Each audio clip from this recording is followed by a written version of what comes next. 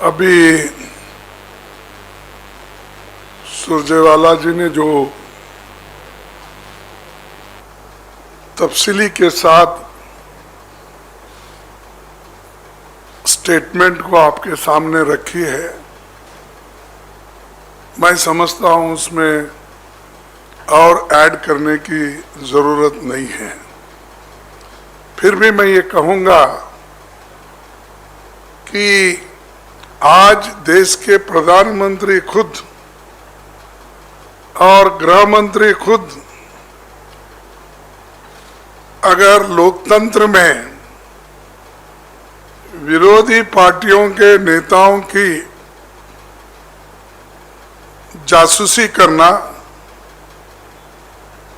और बहुत से पत्रकारों के पीछे भी जासूसी करना, इतना ही नहीं खुद के मंत्रियों का भी उन्होंने जासूसी कर रहे हैं, इसका सबूत मिला है और वो आपके सामने तफसीली के साथ वो रखे हैं।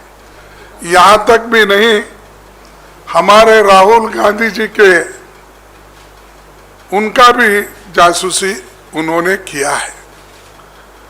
और अभी कितने लोग आते मुझे मालूम नहीं, कांग्रेस के, दूसरे पार्टी के और उनके खुद के पार्टी के। तो इसकी जांच होने से पहले मैं तो ये कहूंगा खुद अमित शाह साहब रिजाइन करना चाहिए, मोदी साहब की इंक्वायरी होना चाहिए। अगर आप लोकतंत्र में विश्वास रखते हो, अगर लोकतंत्र के उसूलों से चलना चाहते हो, संविधान के तहत इस देश को चलाना चाहते हो, तो आप इस जगह पे रहने के काबिल नहीं है। हम इसलिए नहीं कह रहे कि वो अधिकार में है और हम अपोजिशन में है, इसीलिए ये बात नहीं कह रहे। जब सबूत हमको मिला और बहुत से पत्रकारों के, जैसा कि सारे नाम उन्होंने बताया, जो भी हमारे प्रिंट मीडिया है, टीवीज है, सारे के नाम बताया, फिर मैं दोहराना नहीं चाहता हूं। इन सबको ये क्या सब टेररिस्ट है? अरे जो नेशनलिस्ट पेपर आजादी के पहले देश की सेवा के लिए, देश के आजादी के लिए लड़े हुए न्यूज़पेपर्स हैं। अब हिंदू लो, इंडियन एक्सप्रेस तो फ्रीडम ऑफ एक्सप्रेशन के लिए लड़ा हुआ पेपर है।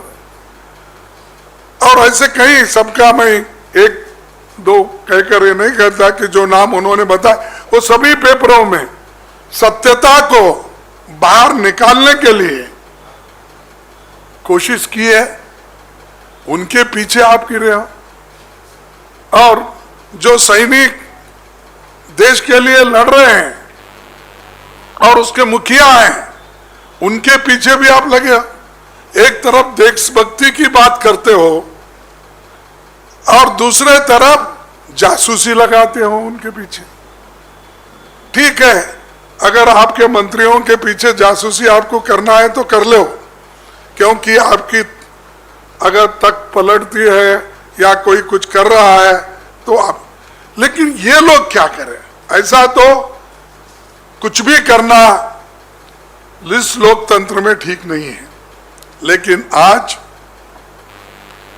मोदी जी उस एजेंसी को अपनाकर, उस इजरायली एनएसओ एजेंसी को सब बोलते कि कॉन्ट्रैक्ट गुत्ता देकर कि भाई तुम इनका पीछा करो और उनका पूरा सत्यानाश करो, प्राइवेसी खत्म करो, अंदर उनके घर में क्या चल रहा है और उनके पार्टी में क्या चल रहा है और सदन में वो लोग क्या करना चाहते हैं, ये सारी चीजों को वो सारी चीजों को वो खुद सुपरवाइज कर रहे हैं। तो इसीलिए मैं यही कहूँगा कि जो बहुत से बातें अभी उन्होंने बताई फिर वो मैं रिपीट करना नहीं चाहता, लेकिन मैं यही कहूँगा कि ये पहले ऐसे प्रधानमंत्री है, ये पहले ऐसे होम मिनिस्टर है जो अच्छे लोगों का, अरे जिसे सिक्योरिटी, क्या इनसे डर है आपको सिक्योरिटी से? राहुल गांधी जी नेशनल सिक्योरिटी का लिए एक जो व्यक्ति देश के लिए लड़ता है, लोगों के लिए लड़ता है, गरीबों के लिए लड़ता है, क्या वो देशद्रोही हो सकता है?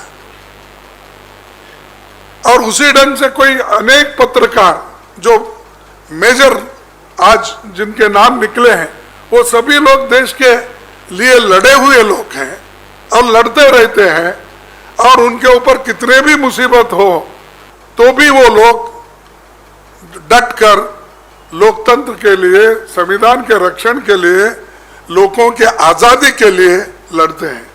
तो ऐसे लोगों के पीछे ये जासूसी करना, एक जैसा उन्होंने कहा कि ये भारतीय जनता पार्टी नहीं है, भारतीय जासूसी पार्टी है, और भारतीय जासूसी पार्टी वो दूसरे लोगों का भी कर रहे, वो अपने लोगों का भी कर रहे, और इसको हम सदन में उठाएंगे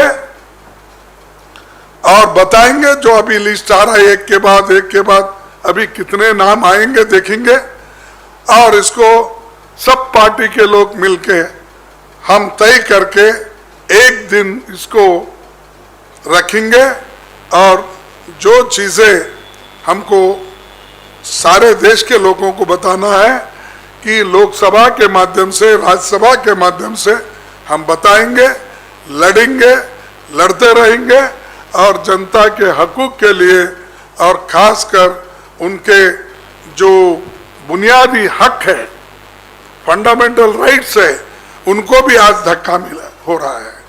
तो इसीलिए not only freedom of speech, लोगों को बदनाम करने की भी कोशिश वो कर रहे हैं।